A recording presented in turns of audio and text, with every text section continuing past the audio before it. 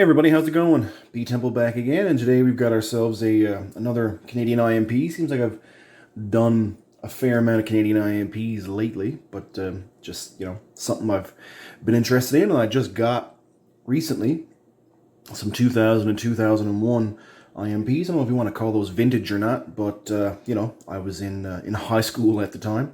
Some of the guys that I went to high school with would have been in the cadets back then, so I'm sure some of these are probably some of the same ones that they would have been eating when they were doing exercises and all that kind of stuff. But what we've got is a supper menu number 3, meatloaf with onion sauce from 2000. I'm going to obviously give everything a look inside and then try some stuff if some of it's still good. I have no idea how this has been stored the last 22 years, so you never know what sort of level of degradation might exist, but there haven't been a whole lot of 2000 menus reviewed. I know Smitty has a big sort of Google spreadsheet that takes IMPs right from the beginning all the way to the modern day and breaks everything down by, type, breakfast, lunch, supper, menu number, all the components, all that kind of stuff. And I know this one is not in the spreadsheet, so hopefully this will be good for Smitty to give him some information on everything that's in here.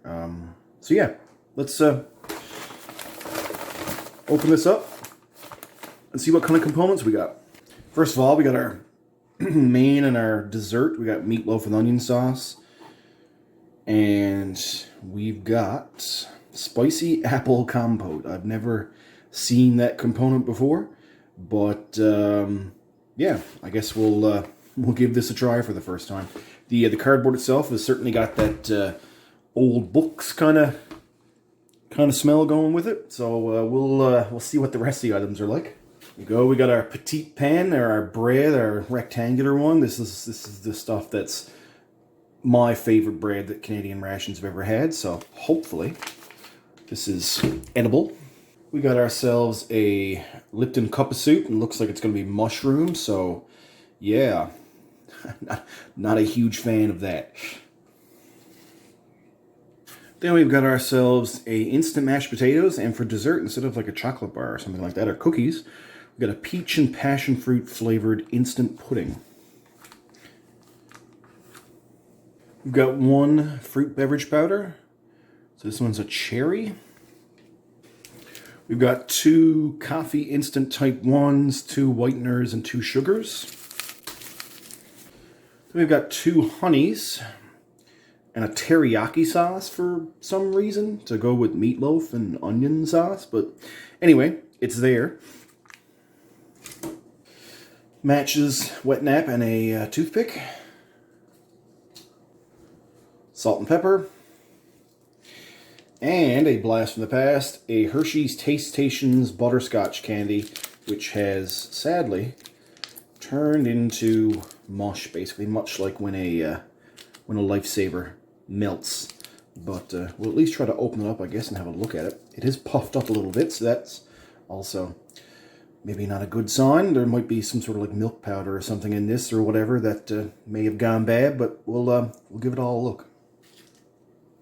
Oh, and then we've got our information questionnaire kind of thing, and then we've got our napkin and our long, older style white Canadian spoon. So yeah, this is all of our components. It seems to be an awful lot, actually, once you really start looking at it. There's a lot of things you're going to have to prepare. You've got soup and mashed potatoes and pudding, things like that. Obviously, I'm not going to make the coffee or whatever, but I'll mix up, obviously, the cherry drink. But yeah, let's get the tray out and let's get some stuff prepared. All right, everyone. So this is everything laid out for our supper menu number 3 from 2000, meatloaf and onion gravy. There's a lot going on here. It's been a long time since I've had to mix up IMP mashed potatoes, and I thought I did a good job, and apparently I did not, so there's lots of mashed potato powder still left over.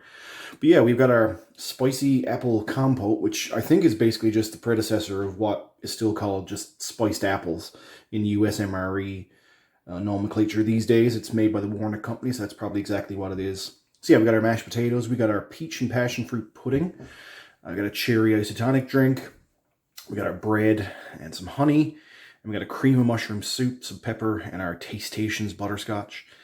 and this hunk of meatloaf with an onion gravy. There's something here that's wafting off a not particularly great smell, and I can't quite put my finger on what it is, but we'll give a few things a try here and see if any of this is at least somewhat salvageable. I wasn't looking forward to it being mushroom soup, and I certainly wasn't looking forward to it once I figured out it was going to be cream of mushroom soup. We've got 22-year-old dried milk powder in a bunch of these things, so yeah, could be a fun time. So yeah, let's give our main a try first, I guess. Let's just give this a little bit of a sauce a try first, just to see if it's rancid or anything like that. Yeah, that doesn't taste very good. So let's just break off a piece of this. It's very sort of processed looking, you know. It's just a formed patty of meat. I don't actually even remember if it's beef or pork. I'm going to assume it's probably beef based, but yeah, let's give this a try, and just to see, I'll see if I can get it to focus. There we go. Let's just see if this is at least edible in any way, shape, or form. Oh, no. That is, that's not, yeah, that's not good. That's not edible. Yeah, so that doesn't bode well for the rest of some of the stuff. Let's give some of our mashed potatoes a try. Try to get some that's not too much just straight dry powder. It says you could have added salt and a coffee whitener if you wanted. I didn't do any of that. I just made them plain. So this could be incredibly bland, but I also suspect this is where most of the smell is coming from. It does smell kind of stale. I don't know how an instant mashed potato can taste like dirt, but yeah, they certainly found a way to make this one taste like dirt. So, yeah. Let's give a bit of our cream of mushroom soup a try now. This has got dried milk powder in it. I don't have high hopes for this at all. Oh yeah, that's horribly stale. Yeah, this is becoming a train wreck. Let's try our cherry drink, see if I can wash some of that away. Oh, there we go. That's something that's at least usable. Oh, that's nice and refreshing. I'm normally not like a cherry flavored kind of person, but these Dr. Oetker, and I think they're actually just called Oetker brand at this point in time, but they're called Dr. Oetker now. I always find their flavors, even though still artificial, somehow taste better than, you know, the American counterpart that you would normally find. Let's give some of our bread a try. I'll just split it in half. It's very dark. Now, I don't know if that's just from oxidization over time, or if it was meant to look kind of this dark, but very yeasty.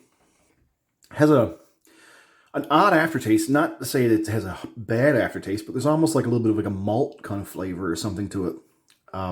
Even like a small hint of molasses or something like that. I don't know if that's why the bread looks a little bit dark, but anyway, we'll try a little bit with the honey.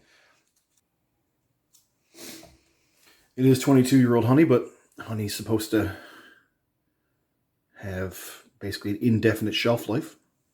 And yeah, that's actually not that bad. The honey obviously is honey. Honey doesn't really technically go bad unless something's gotten into it.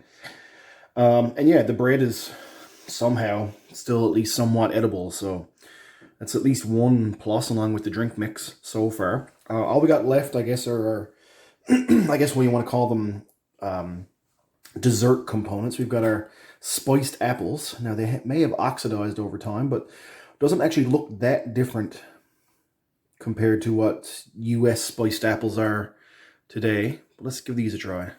And yeah, they're okay. It's a little bit of a weird aftertaste, but these are, I guess what we'll call moderately good and very similar. I'm sure it's probably the same composition as what the US spiced apples are today. So yeah, it's actually not that bad. So now, I do have, oh, and I didn't mix these up very well either. There's still lots of chunks in here. But let's give our peach and passion fruit dessert powder a try. Hopefully the, I don't know if the camera's not picking it up well, but this is kind of got like a, you know, a peachy slight orangey pink kind of hue to it. But I don't know what kind of, if they're using milk powder or something in this, so this could be gone horribly wrong, or it could actually be okay. So let's see if we can get a little zoom in shot here. There we go. Let's give this a try. Yeah, I don't know if something's happened to it over time or not, but I'm thinking when this was fresh, it was fantastic. But it's not bad now either, but maybe I just didn't mix it well enough. But yeah, it's a little thin, but here you go. See, yeah, I obviously didn't shake it as vigorously as it needed to be. But yeah, that's actually, considering it's 22 years old, not that bad. We didn't end up needing to use the pepper because I'm not going to want to eat any more of that main. But let's at least open up our Tastations Hershey's butterscotch just to see what it happens to look like inside. And yeah, it's not too bad, but you can tell that it has, yeah, there we go. See? It's melted over time. Still smells like butterscotch though, but it also smells like rancidity. So there's probably some sort of milk powder or something in there.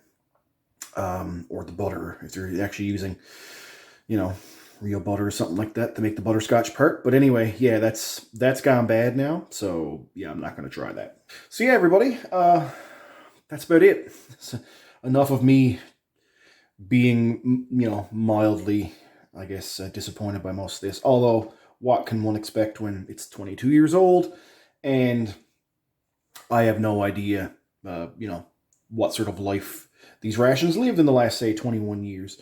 So yeah, these could have been initially, you know, 20 years ago, kept somewhere that was incredibly hot, and they already degraded, you know, a long time ago, and it just got worse as time went on. But there's a few surprises here and there. The bread was certainly okay. The honey was good. The pudding was oddly okay. The spiced apples were okay. The drink was okay. And then we got a few things that were absolutely horrible. You know, that old book staleness from the mashed potatoes, the sour, rancid meatloaf and onion sauce, and then obviously from the dried milk powder and the cream of mushroom soup. Yeah, that didn't have any hope whatsoever of being good. But yeah, it's interesting to try out a, you know, what we'll call a vintage IMP. I don't think this particular menu's ever been reviewed before, this exact one, you know, from 2000. I'm sure there's been some meatloaf and onion sauce IMPs reviewed before. I think I may have actually did one time before in written format on mreinfo.com.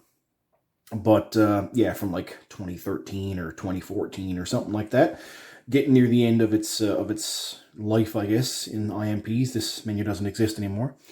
But yeah, you know, all in all, for a 22-year-old ration, it's about what one would expect, I think. So that's it, everybody. Hopefully, it's all going to depend, obviously, on how busy the next while is with moving and all that kind of stuff. But I'm hoping I can get a another review or two done some point during the summer and get those out to you. Try out something. Hopefully, the next few I do aren't Canadian-based. It seems I've been on a bit of a Canadian IMP kick lately. But maybe we'll try something a little bit more international the next time around.